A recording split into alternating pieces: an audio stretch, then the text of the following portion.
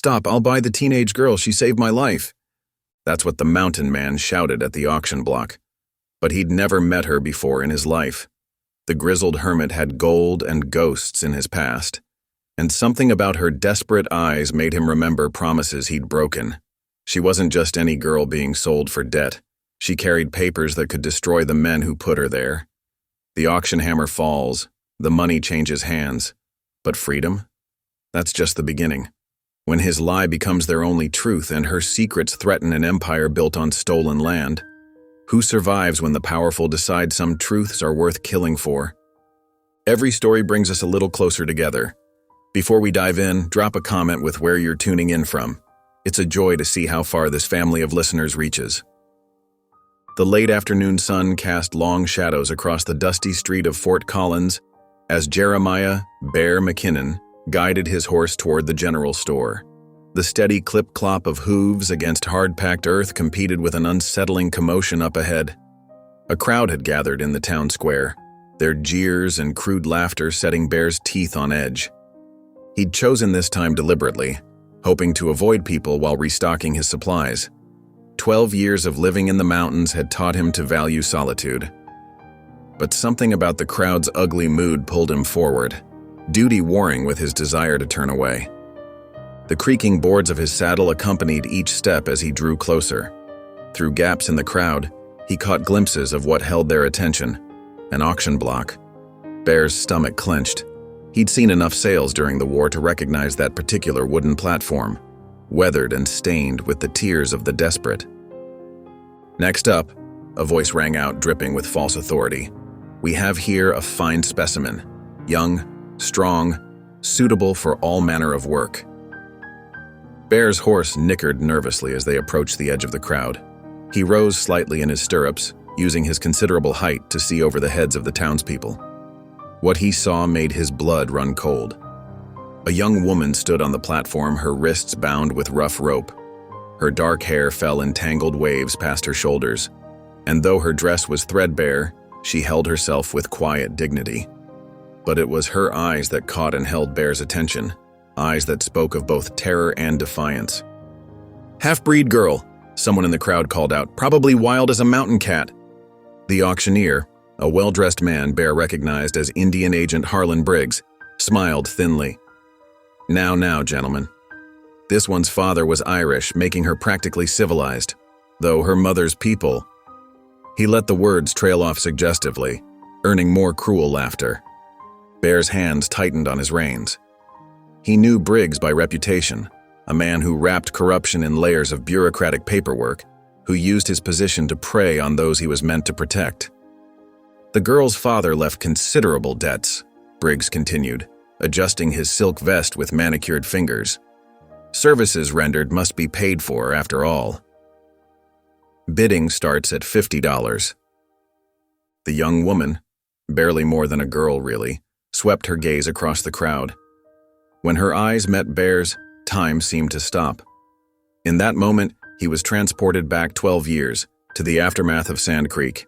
He remembered the eyes of the children there looking up at him with that same desperate hope, begging without words for someone, anyone, to help them.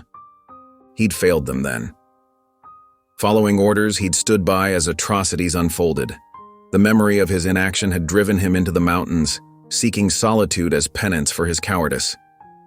$60, someone shouted. 75. The girl's eyes never left Bear's face. He saw in them the same thing he'd seen in his own reflection countless times, the knowledge that the world could be unspeakably cruel, yet somehow still holding onto a flicker of faith that good might exist. The leather of his gun belt creaked as Bear shifted in his saddle. The crowd's taunts faded to a distant buzz as memories crashed over him. The smoke rising from the village, the screams of the wounded, his own voice silent when it should have spoken. He'd told himself then that he was just following orders, that one man couldn't make a difference. Going once at $90. The girl's shoulders straightened, though Bear could see her bound hands trembling. She was trying to be brave in the face of horror, just as those children had tried to be brave at Sand Creek. He hadn't helped them then, but maybe this time. Going twice! Bear's mind raced. He had nearly $300 in his saddlebags. meant for supplies to last the winter. The mountains were unforgiving to the unprepared, but as he watched another tear track silently down the girl's cheek, he knew he couldn't ride away. Not this time. The sound of the auctioneer's voice drawing breath for the final call seemed to stretch out forever, like the moment between a lightning strike and its thunder. Bear felt the weight of his past failures pressing down on him, but also something else, the possibility of redemption, of finally doing what was right instead of what was easy. The auctioneer's gavel hung suspended in the air when a drunken voice cut through the tension. $120. A burly rancher in a sweat-stained shirt staggered forward, his eyes gleaming with cruel intent. Pretty little thing like that'll fetch a fine price down in Denver's cribs. The crowd's laughter turned even uglier. Morningstar's face went pale, but she lifted her chin higher, refusing to show fear. Bear felt something snap inside him, like an old dam finally giving way to the pressure behind it. 12 years of guilt and silence burst forth in a single moment of clarity. Rising high in his stirrups, Bear's voice boomed across the square. "Stop! I'll buy the teenage girl. She saved my life!" The sudden silence was complete. Even the horses seemed to hold their breath. Every head turned toward the massive mountain man, his beard wild and his buckskins weather-worn. Agent Briggs's face twisted with barely concealed annoyance. "You say this girl saved your life?" Briggs's tone dripped with skepticism. Bear's heart hammered in his chest, but his voice remained steady. 2 winters ago, up near Thunder Basin, took a bullet from a rustler's gun. Wound went bad. He touched his left shoulder, remembering actual scars from a different fight. Found me half dead in the snow, she did. Treated the infection with herbs her mother taught her about. The lie flowed smooth as creek water, carried by the weight of a dozen true stories he'd heard about native healers. Morningstar's eyes widened slightly, but she gave no other sign of surprise.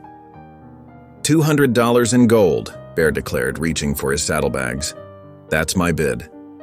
A murmur rippled through the crowd. The drunken rancher cursed and spat in the dust. "Ain't no half-breed worth that much." Bear ignored him, keeping his eyes locked on Briggs. The Indian agent's face had gone carefully blank, like a poker player holding a losing hand.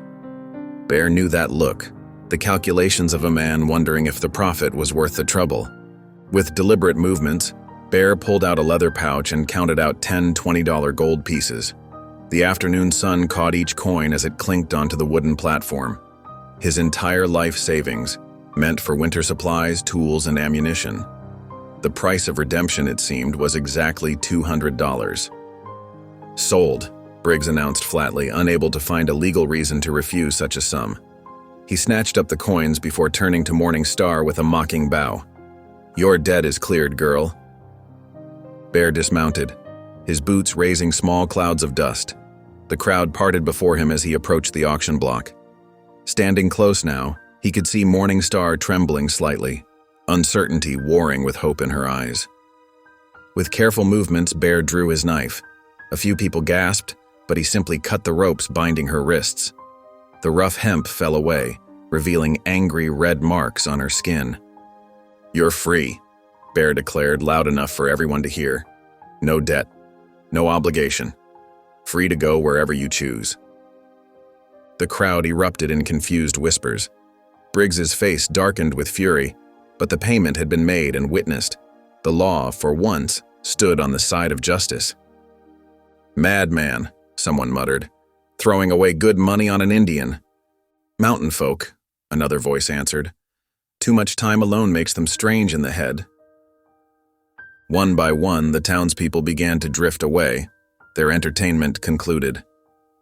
The drunken rancher staggered off toward the saloon, still cursing.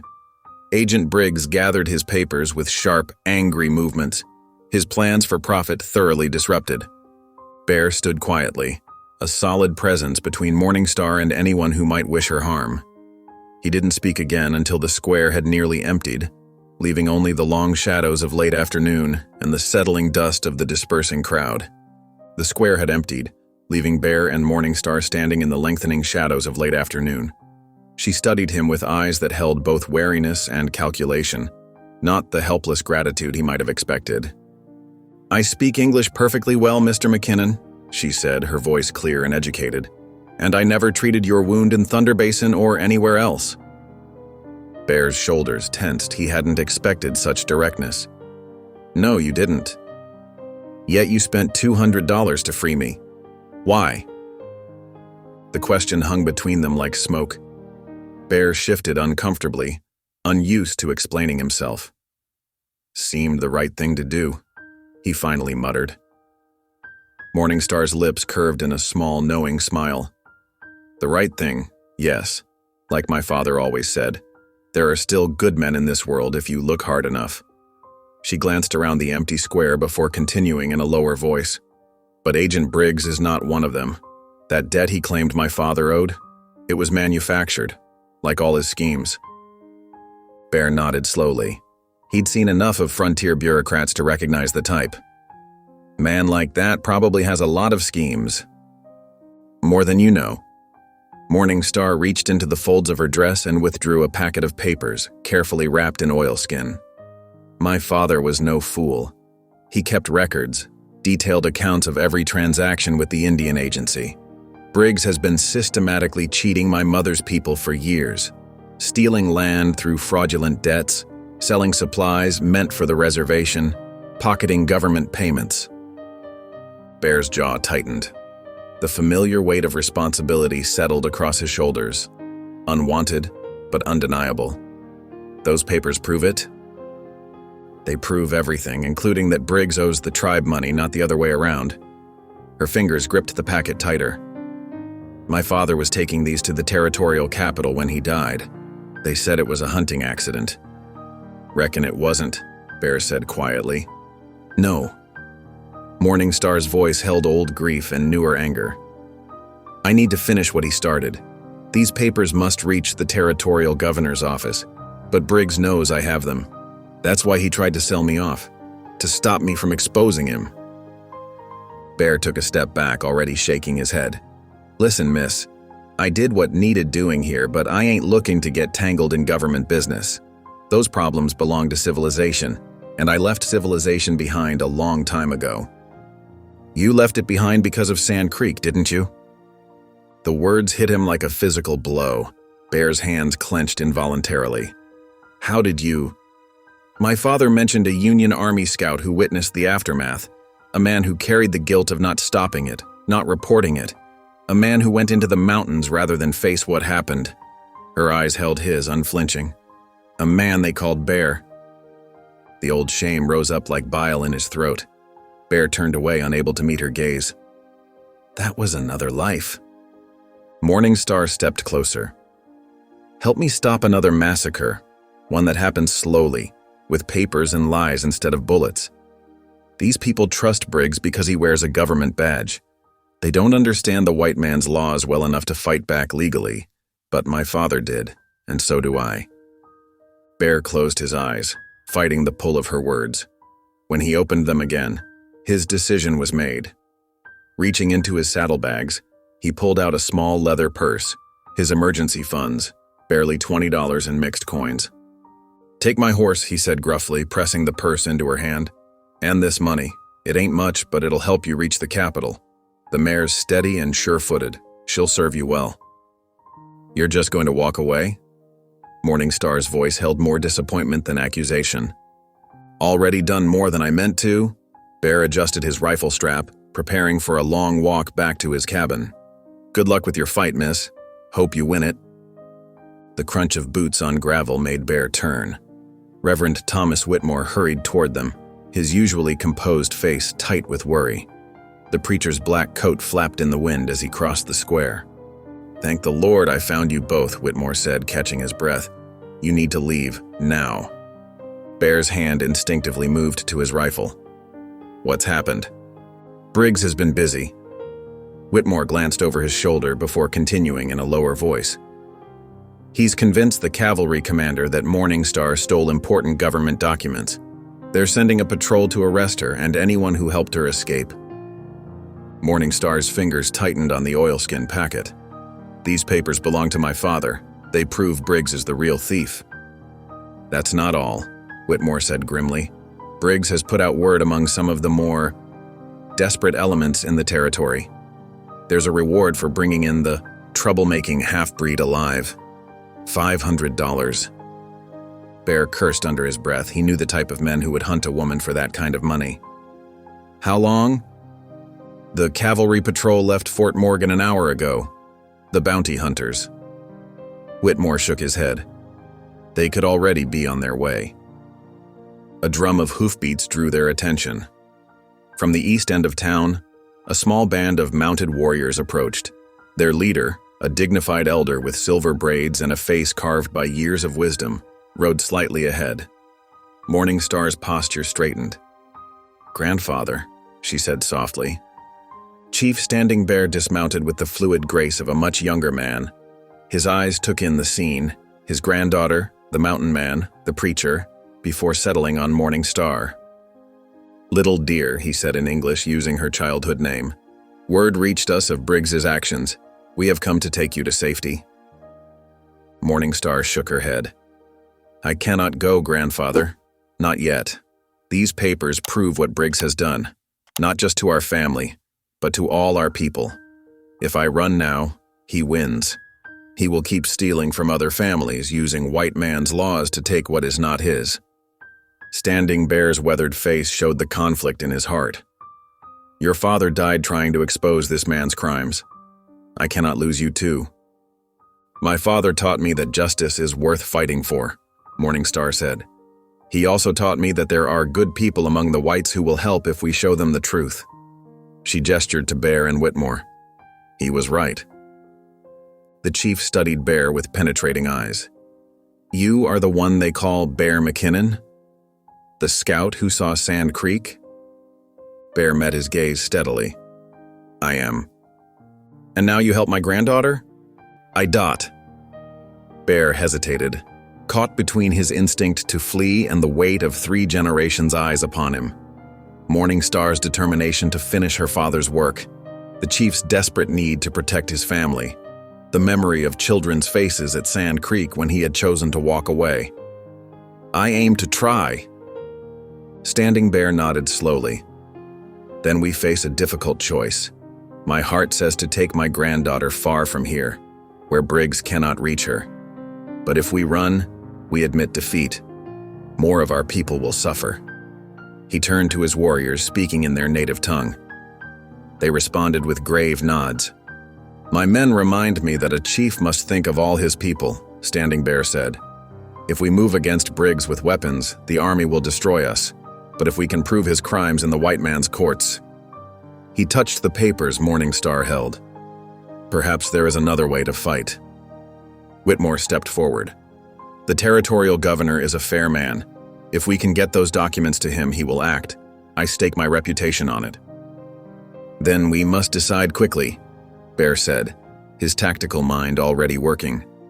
"That cavalry patrol is getting closer by the minute." Bear watched the tender exchange between Standing Bear and Morningstar, something deep within his chest aching at their closeness. The chief's weathered hand rested on his granddaughter's shoulder with such gentle pride, such fierce protection. It stirred memories Bear had long buried, of his own father's calloused palm clasping his shoulder that final morning. "Make something good of your life, son," his father had whispered through fever-cracked lips. "Promise me." Bear had promised. But what good had he made? Years of hiding in the mountains, running from his failures at Sand Creek. His father would have expected more. The distant thunder of hoofbeats snapped Bear's attention to the horizon. A cloud of dust marked the cavalry patrol's approach. At least 20 riders, their blue uniforms stark against the golden prairie grass. They had maybe 10 minutes before the soldiers reached town. Morningstar tensed, but Standing Bear's steady presence kept her calm. The chief's eyes held decades of wisdom, of choosing the right battles to fight. Bear recognized that same look from his own father, the weight of knowing when to stand your ground. "I'll take her to Denver," Bear said suddenly, surprising himself with the firmness in his voice. "Get those papers to the territorial governor." He turned to Morningstar. "If you'll trust me to help." "You understand this makes you a wanted man?" Standing Bear asked quietly. Bear nodded, straightening to his full height. Reckon it's about time I stopped running from what needs doing. A ghost of a smile touched Standing Bear's lips. He spoke rapid words to his warriors, who nodded and wheeled their horses around, melting away into the landscape like shadows. My men will watch your journey from a distance, the chief explained. They know paths the soldiers do not. If you need aid, they will be there. I'm coming too, Reverend Whitmore declared, adjusting his collar with determined fingers. The governor knows me. My word as a witness could make the difference. The cavalry won't be gentle with any of us, Bear warned. Whitmore's chin lifted. Then it's fortunate I serve a higher authority than any earthly power. Standing Bear clasped Bear's arm in the warrior's grip. You honor your father's people with your courage, Bear McKinnon, and you honor mine with your help. He turned to Morning Star, touching her cheek in blessing. Be swift and careful, little dear. Your mother watches over you from the spirit world. The patrol's hoofbeats grew louder. Bear could make out individual riders now, sabers glinting in the sun. His heart hammered against his ribs, but his hands were steady as he checked his rifle. Time to move, he said. Reverend, your horse ready? Saddled and waiting behind the church? Good. Bear turned to Morning Star. You still got those papers safe? She patted the oilskin packet tucked inside her dress. Safe as my heartbeat. The first shouts from the cavalry patrol echoed across the square. That's them! Surround the square. Standing Bear squeezed his granddaughter's hand one last time, then swung onto his horse with fluid grace. Go now. We will be watching. With a touch of his heels, he galloped away, drawing some of the soldiers' attention. Bear grabbed Morning Star's arm, and together they ran for the church's shadow, Whitmore close behind. The thunder of cavalry hooves filled the air as their unlikely alliance took its first steps toward justice. A mountain man seeking redemption, a mixed-blood woman fighting for her people, and a preacher choosing conscience over comfort. The chase was about to begin. The sound of pursuit faded as Bear guided them deeper into the mountain paths. The late afternoon sun cast long shadows through the ponderosa pines, and the air grew cooler with each 100 feet of elevation they gained. Bear led them single file along a narrow trail that seemed to vanish into thick brush, but always opened up just ahead of their horses' hooves. Old trapping route, Bear explained in a low voice. Ain't been used in 15 years. Cavalry won't know it exists. Morning Star studied his broad back as they rode, noting how he favored his right arm. Even in the dim forest light, she could see dark stains seeping through his sleeve. You're hurt, she said. It's nothing. Bear's voice was gruff, but she heard the strain beneath it. Let me see. Morning Star urged her horse forward until she rode beside him where the trail widened. You're leaving a blood trail. That could get us found. The Reverend spoke up from behind them. She's right, Bear. We should stop and tend to it. Bear's shoulders tensed, but he gave a short nod. Just ahead, a small clearing opened up beside a creek that tumbled down through moss-covered rocks. He reined in his horse and dismounted stiffly. Morning Star was already gathering herbs from her medicine pouch as Bear shrugged out of his coat. The wound on his upper arm was angry and swollen, the skin hot to the touch. How did this happen? Briggs's men. Bear wouldn't meet her eyes. 2 days ago, when I first rode into town, they didn't take kindly to my questions about the auction. Morning Star's fingers gentled as she cleaned the wound. You were already asking questions? Before you even saw me? Bear shifted uncomfortably. Heard talk in other settlements about Briggs's schemes, wanted to see for myself. So you didn't just stumble into this? Morning Star crushed yarrow leaves between her fingers, releasing their sharp, medicinal scent. You were already looking into Briggs's corruption. Fat lot of good it did. Bear winced as she applied the herbs. Couldn't get proof. Couldn't stop that auction. Just got myself cut up for nothing. Not nothing. Morning Star began wrapping the wound with clean cloth. You saved me, and now we have proof. She patted the oilskin packet that held her father's papers. Sometimes the path to doing right isn't straight. Reverend Whitmore had built a small fire and was brewing coffee. "The Lord works in mysterious ways," he offered. "Perhaps that wound was meant to bring you two together."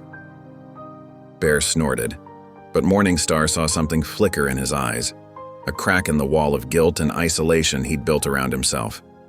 She recognized that look.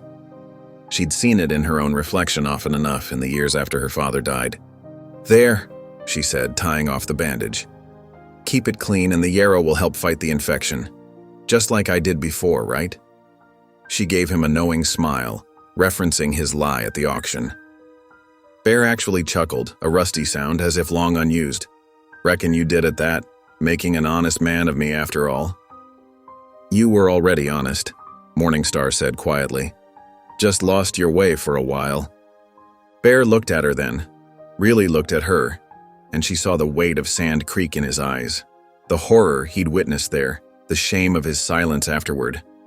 But there was something else now too, a spark of hope like sunrise touching mountain snow. "We should rest here tonight," Bear said finally. "Horses need it, and we've got enough lead on the cavalry. I know a better trail we can take at first light, but it's too dangerous in the dark." Morningstar nodded, already gathering more herbs. "Good, that will give me time to make a proper poultice for your arm. Can't have our guide getting fever-addled in the high country." As she worked, she hummed softly, an old healing song her mother had taught her, blending Cheyenne words with Irish melody. In the growing dusk, Bear's tense shoulders slowly relaxed, and some of the haunted look left his eyes. It wasn't just his arm that was beginning to heal. The afternoon sun beat down mercilessly as Bear led them along a winding mountain trail. Suddenly, he raised his hand, signaling them to halt. Morningstar and Reverend Whitmore pulled their horses up short behind him. "Trouble ahead," Bear whispered, pointing to fresh hoofprints in the dusty trail. 5, maybe 6 riders. Before he could say more, angry shouts echoed from around the bend, followed by the sharp crack of a pistol. Bear dismounted in one fluid motion, drawing his rifle. "Stay here," he ordered, but Morningstar was already sliding from her saddle. "I can help," she said, pulling a small medicine bag from her saddlebag. Bear gave her a measured look, then nodded. They crept forward through the brush until they could see into a small clearing. 5 rough-looking men had surrounded a well-dressed gentleman who sat straight-backed on his horse despite having 2 revolvers aimed at his chest. His clothes were trail-dusty but fine-made, and a merchant's ledger poked from his saddlebag. "Hand over them papers and whatever else you got," one bandit growled, "or we'll see how well you write with broken fingers." The gentleman's voice was steady.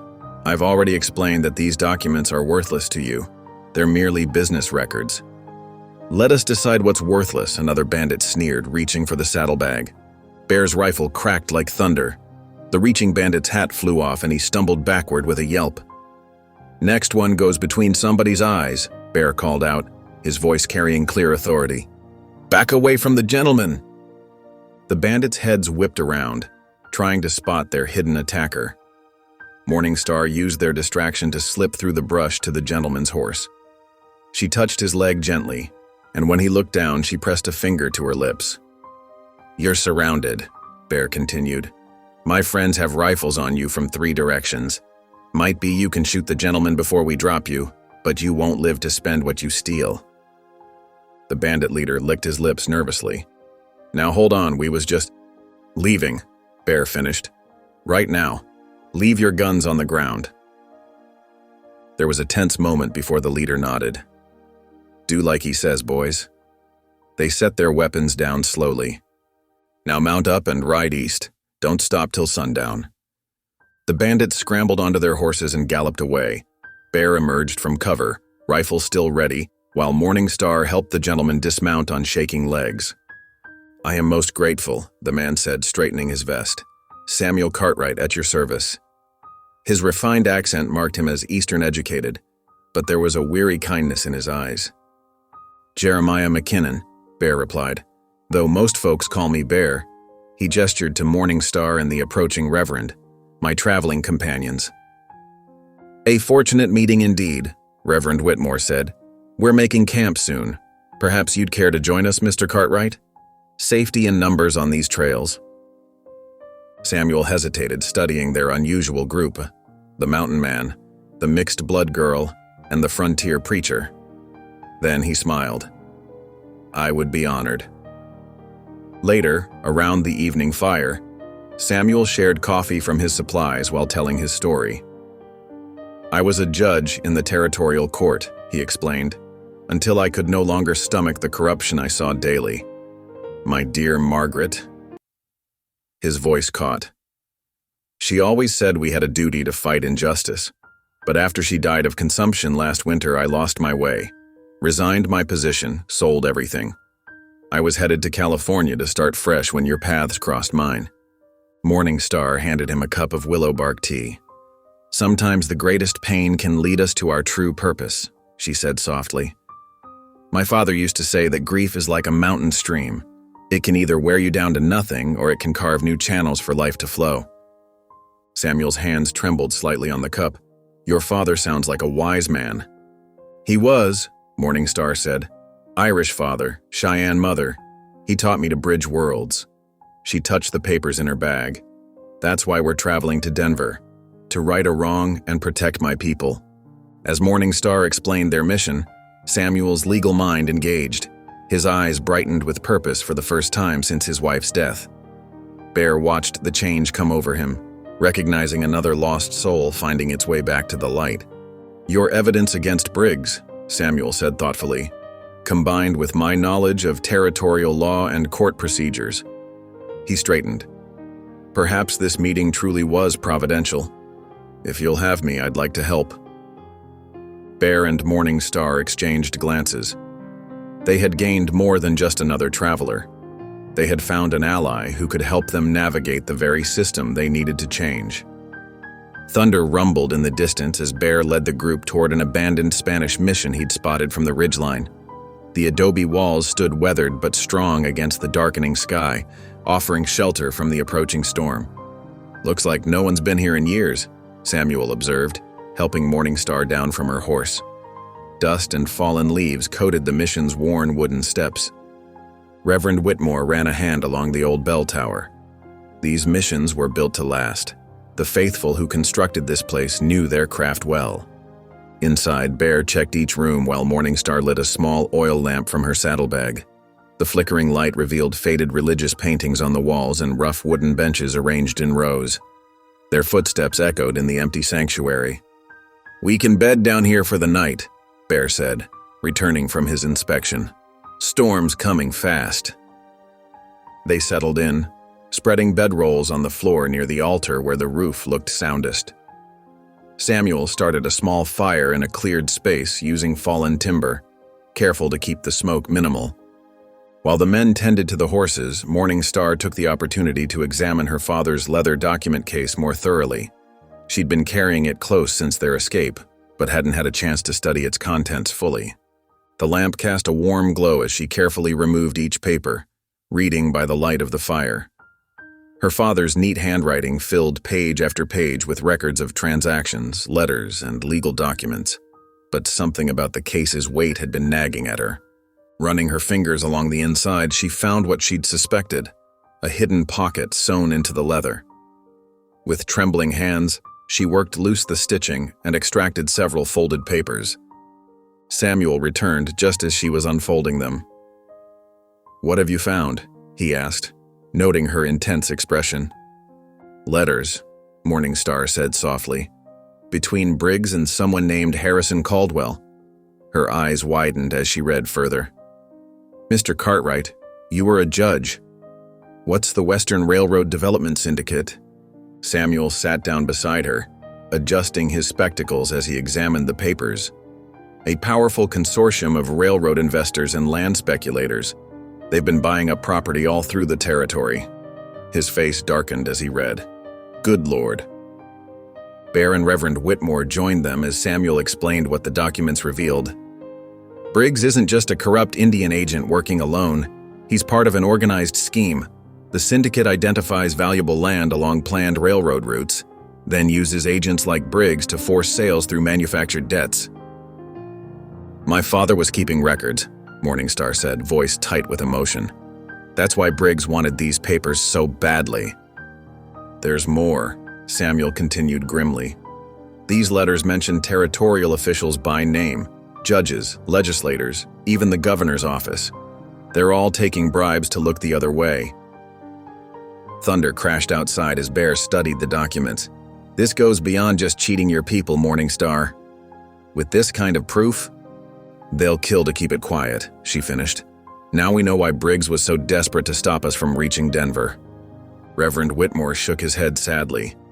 To think such corruption exists in our government, using the law itself as a weapon against the innocent. But now we have evidence that can't be ignored, Samuel said, legal mind working. These letters, combined with your father's records, prove conspiracy at the highest levels. Even a corrupt territorial court couldn't dismiss this. Morningstar carefully returned the papers to their hiding place. My father died protecting these documents.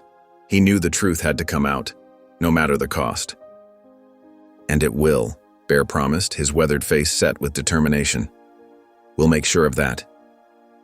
The storm raged outside the mission walls, but inside, the four unlikely allies bent their heads together, planning their next moves by lamplight. The proof they needed had been hidden in Morningstar's saddlebag all along. Now they just had to live long enough to use it. The morning after the storm broke clear and crisp.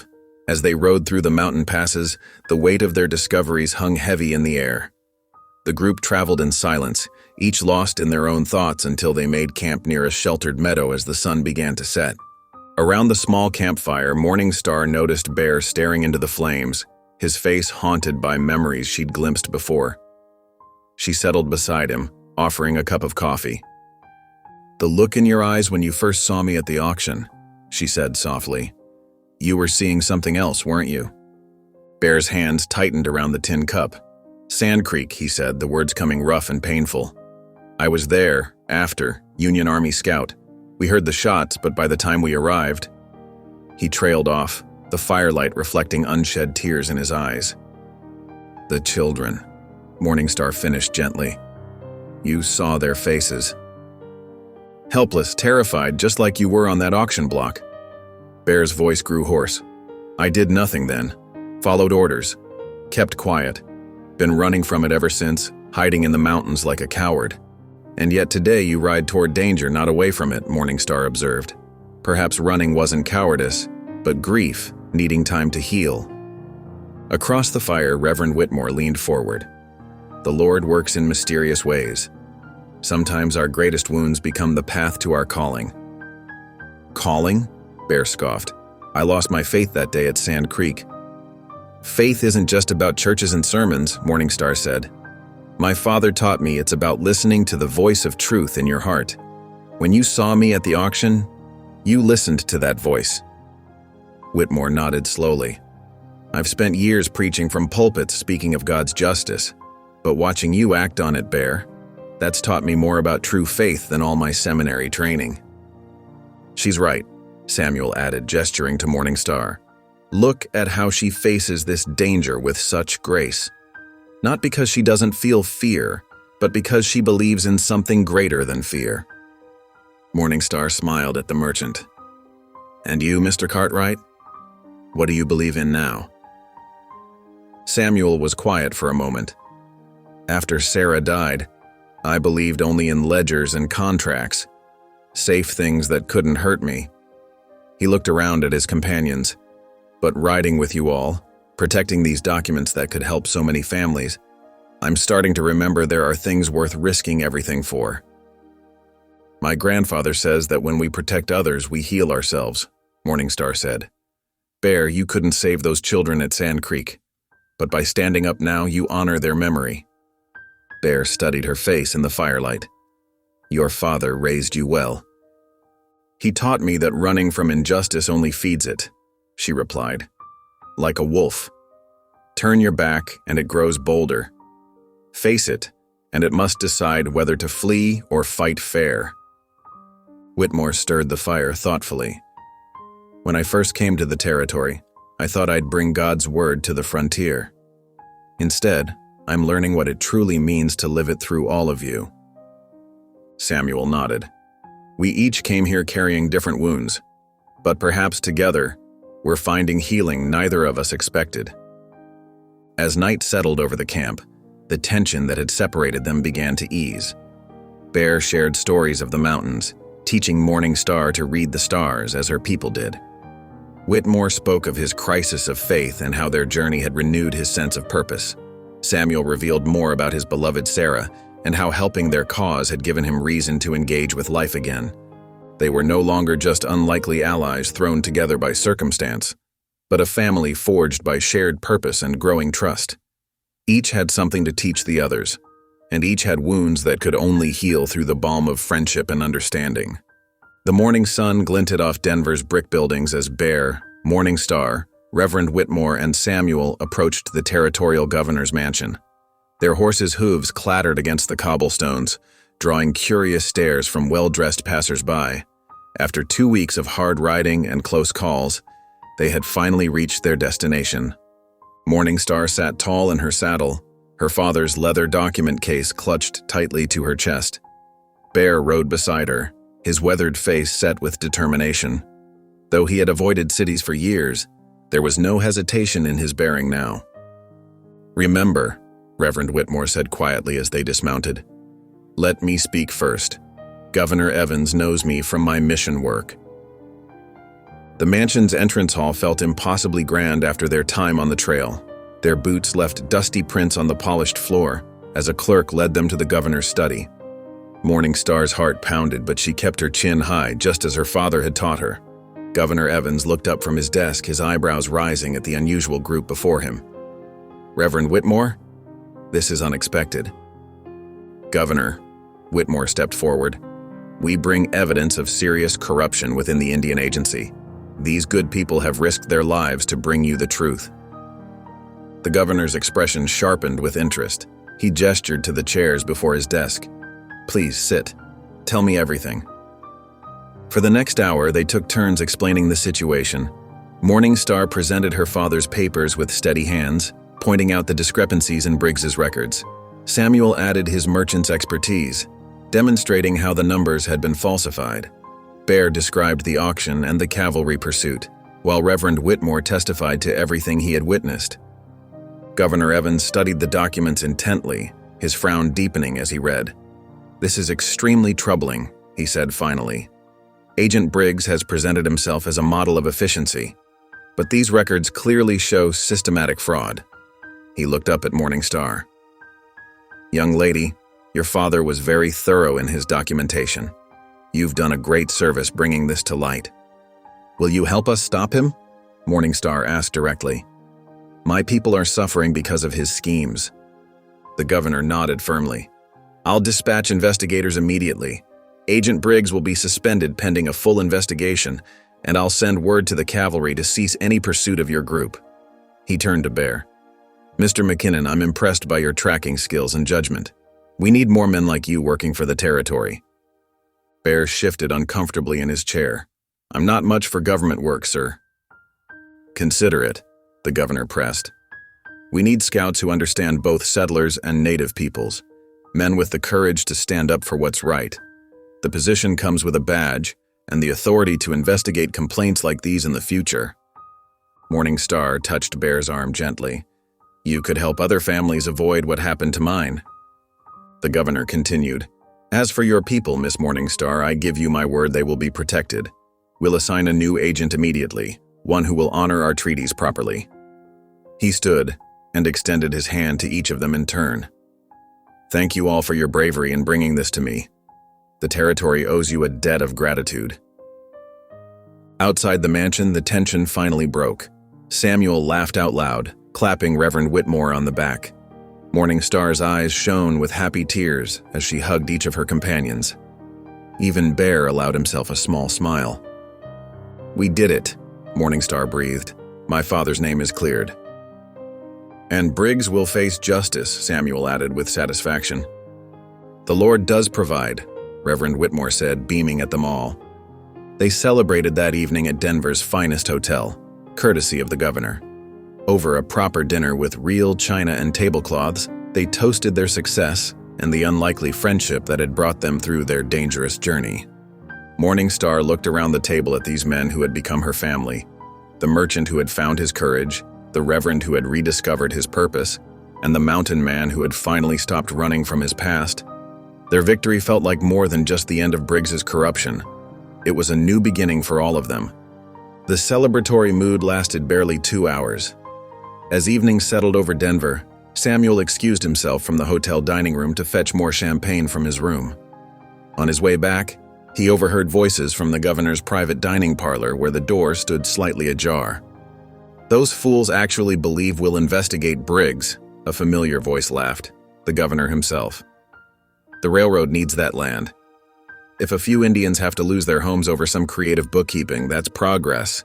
Samuel froze, the champagne bottle nearly slipping from his fingers. Another voice joined in, unfamiliar but authoritative. "Just make sure those documents disappear. We can't have evidence of the syndicate's involvement floating around." Heart-pounding, Samuel crept back to their private dining room.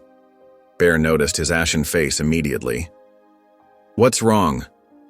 Before Samuel could explain, gunfire erupted through the windows. Glass shattered across their table as 3 masked men burst through the door, pistols drawn. Bear dove for Morningstar, shielding her with his body as bullets splintered the wooden chairs around them. "The papers!" Morningstar cried, reaching for her father's leather case. Samuel saw one of the gunmen taking aim at her. Without thinking, he threw himself into the line of fire. The bullet caught him in the shoulder, spinning him around. He crashed into the table, sending dishes crashing to the floor. "Samuel!" Morningstar screamed. Bear had his rifle out now, returning fire. Reverend Whitmore dragged Samuel behind an overturned table, pressing a napkin to the bleeding wound. The air filled with gun smoke and the deafening echo of gunshots. "Fire!" someone shouted from the hallway. Flames were already climbing the curtains, spreading with suspicious speed across the oil-treated wood paneling. Morningstar clutched her father's case, but one of the gunmen kicked it from her hands. Papers scattered across the floor as the fire raced toward them. "Get Samuel out," Bear ordered, covering their retreat with carefully placed shots. Reverend Whitmore and Morningstar half-carried the wounded merchant toward the back stairs. The leather case caught fire, the precious documents beginning to curl and blacken in the flames. They stumbled into the street, coughing and soot-stained. Hotel guests poured out around them as the fire spread. Through the chaos, Morningstar spotted a familiar figure approaching with cruel satisfaction on his face. Harlan Briggs, accompanied by a man wearing a federal marshal's badge. "There she is," Briggs called out, pointing. "The half-breed thief who stole government documents and set fire to a public building to cover her crimes." The corrupt marshal stepped forward, handcuffs ready. "Morningstar, you're under arrest for theft of government property and arson." "That's a lie," Bear growled, stepping between them. But his rifle was empty now, and more armed men were appearing in the shadows. Samuel tried to stand despite his wound. "She's innocent, the governor, he's part of it. I heard him." His words ended in a gasp of pain as he collapsed against Reverend Whitmore. "This man needs a doctor," Whitmore pleaded, but Briggs just smiled coldly. "He can get treatment in jail along with the rest of you conspirators," the marshal said. "You're all under arrest for aiding and abetting." Morningstar watched helplessly as the last of her father's papers turned to ash in the burning building. All their evidence, destroyed in an accidental fire that was anything but accidental. She looked at Samuel's pale face, at Bear's frustrated rage, at Reverend Whitmore's quiet despair. Their moment of victory had turned to ashes as surely as the documents that would have proved their case. The marshal stepped forward with his handcuffs. Behind him, Briggs smiled in triumph as the hotel continued to burn, taking with it any hope of exposing the railroad syndicate's crimes. The chaos of Denver's streets faded behind them as Bear led their desperate flight into the darkness. Morningstar supported Samuel's good side while Bear half-carried him, their boots crunching through fresh snow. Behind them, church bells rang the alarm as the hotel fire painted the night sky orange.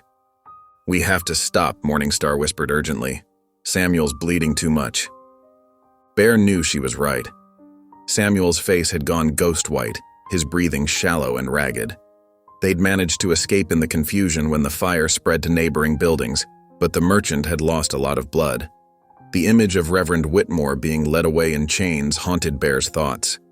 The preacher had sacrificed his freedom to create a diversion, shouting and drawing attention while the others slipped away through the hotel's kitchen. "There's an old trapper's cabin about 2 miles ahead," Bear said, adjusting his grip on Samuel, "if it's still standing." They struggled through the darkness, Samuel growing heavier with each step. The winter wind cut through their clothing. They'd left everything behind in the burning hotel. No supplies, no food, no blankets. Just the clothes on their backs and the guilt weighing on Bear's conscience.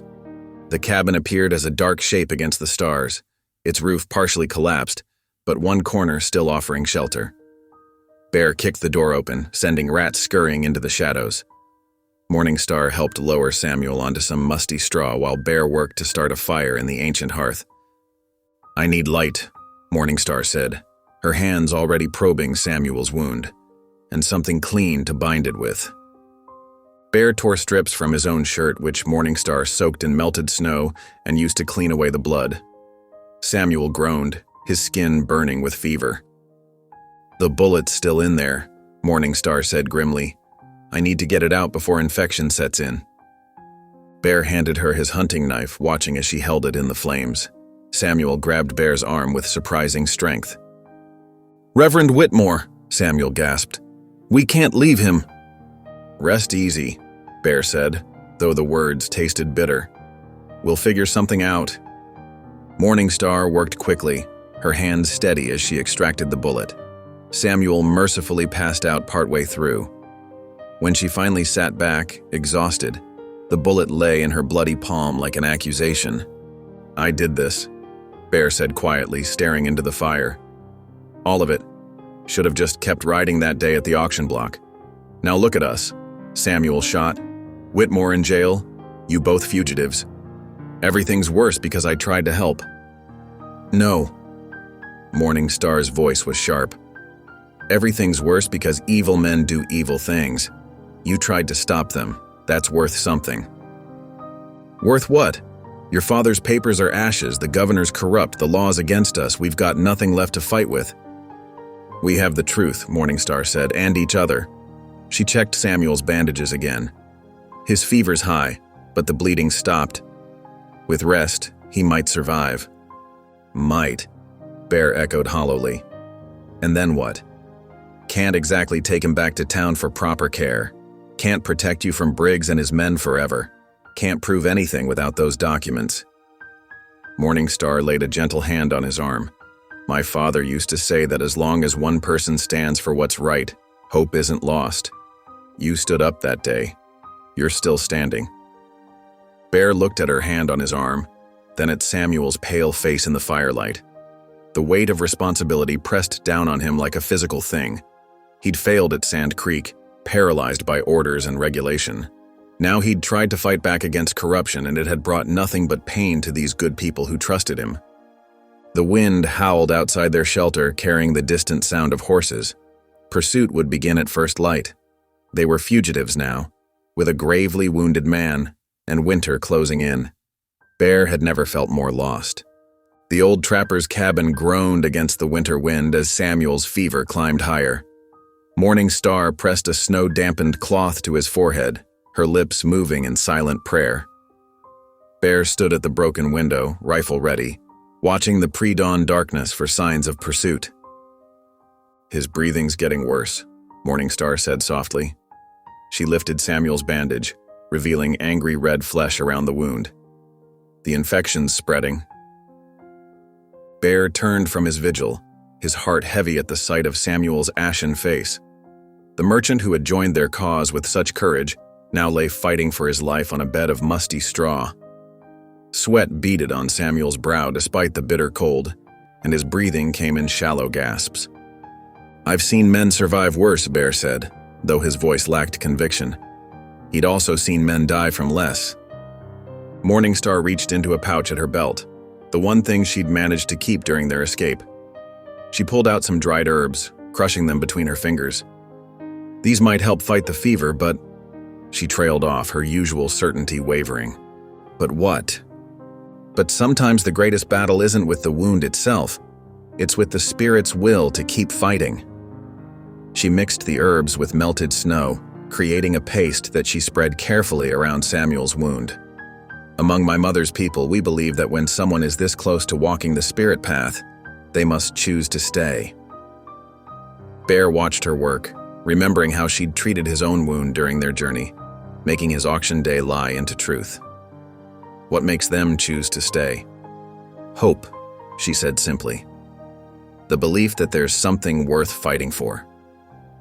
She sat back on her heels, studying Samuel's face in the firelight. My grandmother taught me that our greatest defeats often lead to our greatest victories. Bear scoffed. Hard to see victory in all this.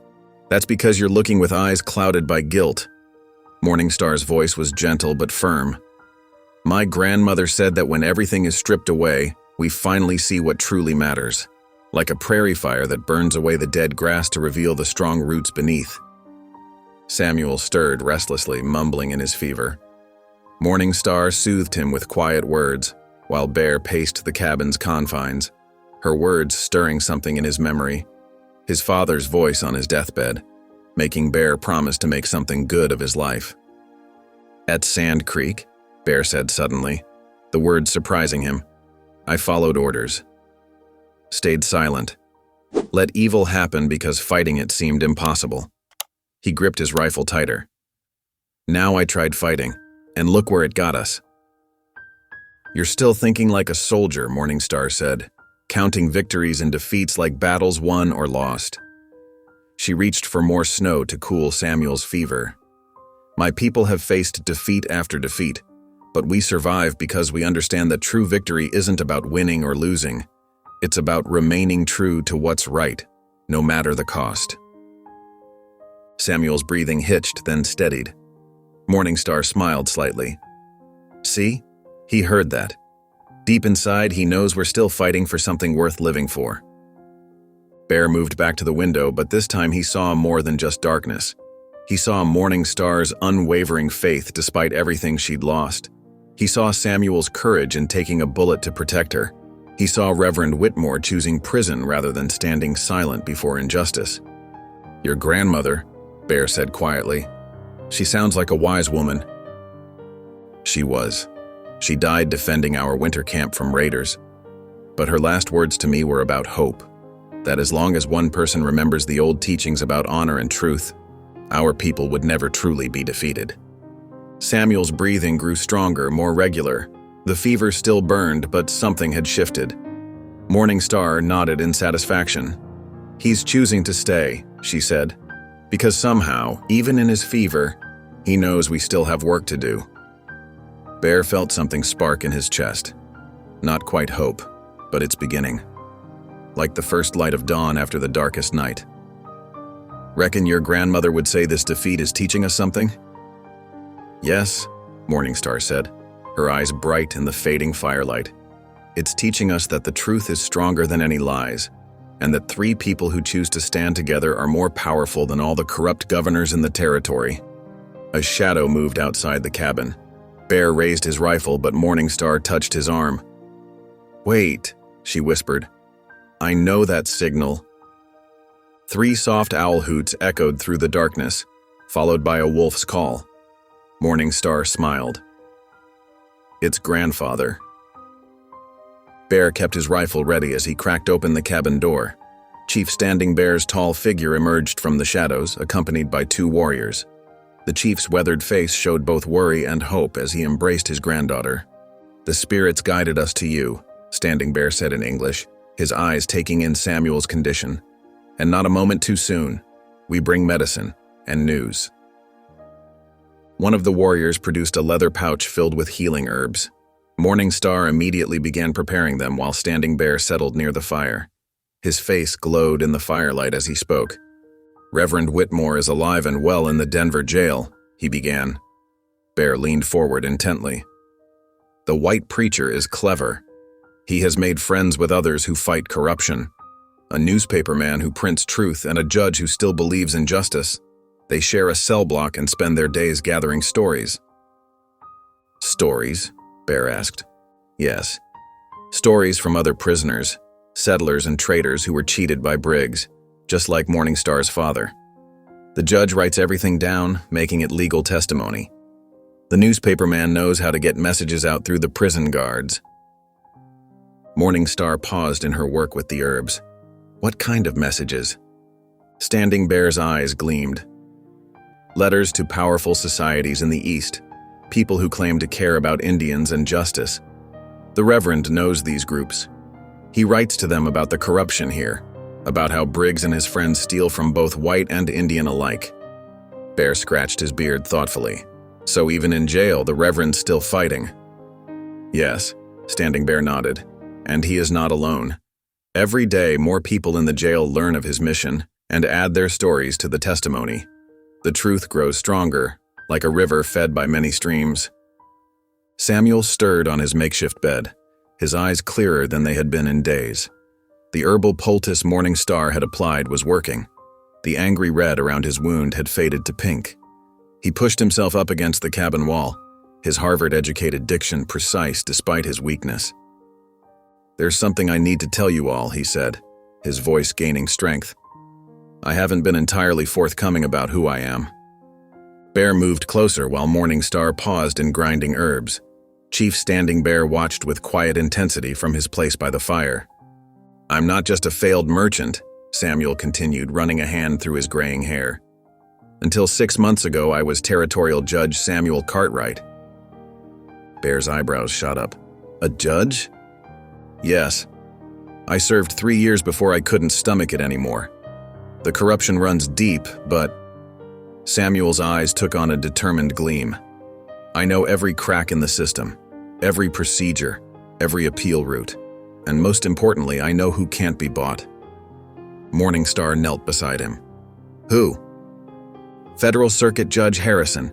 He rides the Western Circuit and he answers only to Washington. I've watched him overturn territorial decisions when evidence of corruption emerged.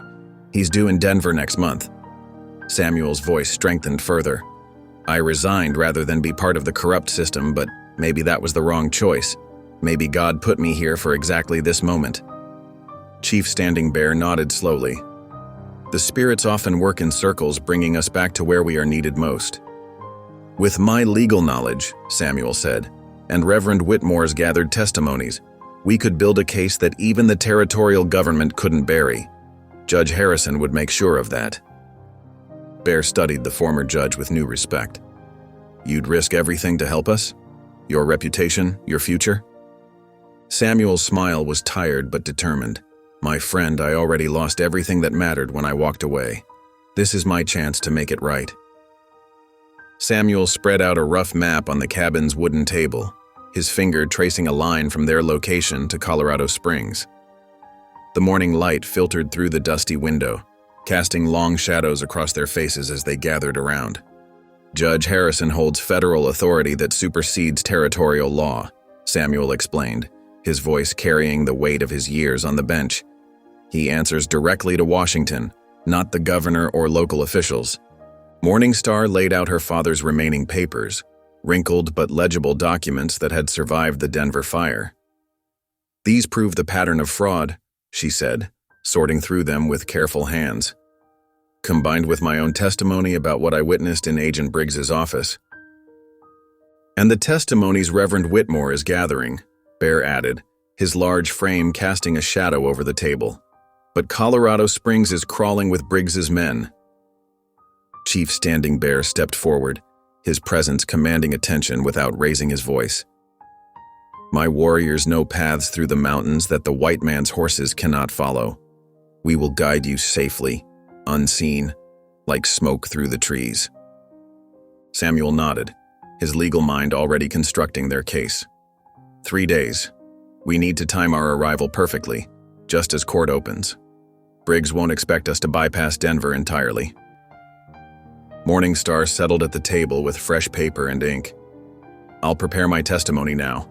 Every detail must be clear, every date and transaction recorded." Her hand moved steadily across the page, combining her father's evidence with her own witnessed accounts.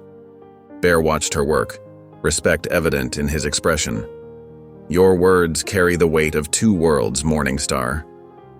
The judge needs to hear both sides of this story." 3 days, Samuel repeated, his finger resting on Colorado Springs. 3 days to outmaneuver a corrupt system that's had years to entrench itself. But with Standing Bear's warriors guiding us. He straightened, and for the first time since his injury, his voice carried the full authority of his former office. We'll show Judge Harrison exactly how deep this corruption goes. The Colorado Springs courthouse stood tall against the morning sky, its wooden steps creaking under their feet as Bear, Morningstar, and Samuel climbed toward justice. Inside, Judge Harrison's courtroom radiated dignified authority, with its polished oak benches and stern American flag. Judge Harrison himself proved every bit the man Samuel had described. Tall, silver-haired, with piercing blue eyes that seemed to see straight through pretense. He sat ramrod straight behind his bench, reviewing Morningstar's carefully prepared documents with growing concern etched on his face. "These allegations are most serious," he said, looking up at Morningstar. "Please tell the court, in your own words, what you witnessed." Morningstar stood tall, her voice clear and steady as she detailed years of systematic fraud. "Agent Briggs created false debts against my father's estate and many others. He threatened families, forced land sales, all to benefit the railroad's expansion plans."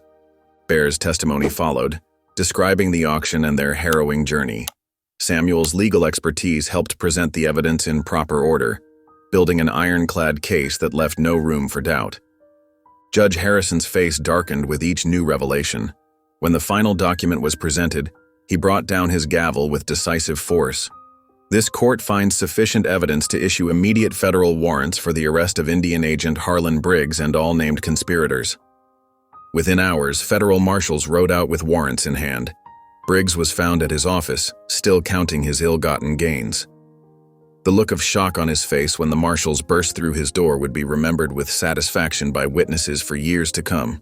Meanwhile, Reverend Whitmore's prison contacts had done their work well. The story broke in newspapers across the nation. "Massive fraud scheme exposed in Colorado territory," screamed the headlines.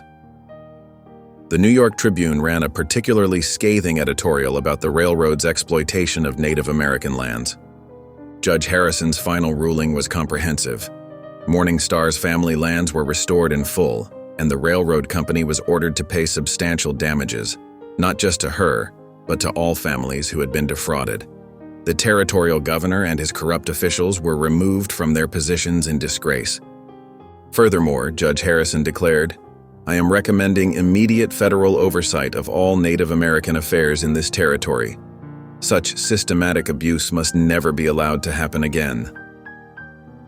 As the last echoes of his gavel faded, Morningstar turned to Bear with tears of joy in her eyes. Justice, so long denied, had finally prevailed. 6 months later, the Colorado Spring brought new life to the frontier town. The morning sun cast long shadows across the schoolyard where Morningstar's students played, a mix of white and native children laughing together as they chased each other in a game of tag. Their small voices carried on the breeze, speaking in both English and Cheyenne. Inside the newly built schoolhouse, Morningstar arranged books on wooden shelves, while Bear McKinnon adjusted his marshal's badge in the morning light. The silver star caught the sun, a symbol of how far they'd both come from that desperate day at the auction block. "The children are eager for today's lesson," Morningstar said, smiling as she watched Bear set up his display of animal tracks cast in plaster. "They've been talking about nothing else all week." "Reckon tracking's as important as reading," Bear replied, his gruff voice softened by affection for his young students. "Both tell stories if you know how to listen." Across town, Samuel Cartwright sat in his new office, the words, "Territorial Indian Agent," freshly painted on the door. His desk held neat stacks of honest contracts and fair treaties, a far cry from Briggs's corrupt ledgers. Through his window, he could see Reverend Whitmore's mission, where people of all backgrounds gathered for meals and medical care. The mission bell rang clear and true, calling the community to the spring celebration. Chief Standing Bear led his people down from their protected lands, their horses decorated with bright ribbons. The permanent land grant had brought security to his band, allowing them to build lasting homes and plant crops without fear of displacement. The town square filled with the aroma of feast dishes from both cultures, corn soup and beef stew, fry bread, and biscuits. Children darted between adults, their faces painted with symbols of friendship drawn by Morningstar's students. Later, as the celebration continued, Bear gathered the students in a circle on the grass. He showed them how to read deer tracks pressed into soft earth, while Morningstar helped them write descriptions in their notebooks. Some wrote in English, others in Cheyenne syllabics, but all worked together with shared purpose. "See here," Bear said, pointing to a subtle impression in the soil. "Every mark tells part of the story." The children leaned in close, their faces intent with concentration. White and native children sat shoulder to shoulder, sharing pencils and knowledge with easy friendship. From his place at the feast table, Samuel watched the scene with satisfaction. "Who would have thought," he said to Reverend Whitmore, "that justice could bring such healing?" The Reverend nodded, his faith in human goodness restored by all he had witnessed. "The frontier," he replied, "holds more possibilities than we ever imagined."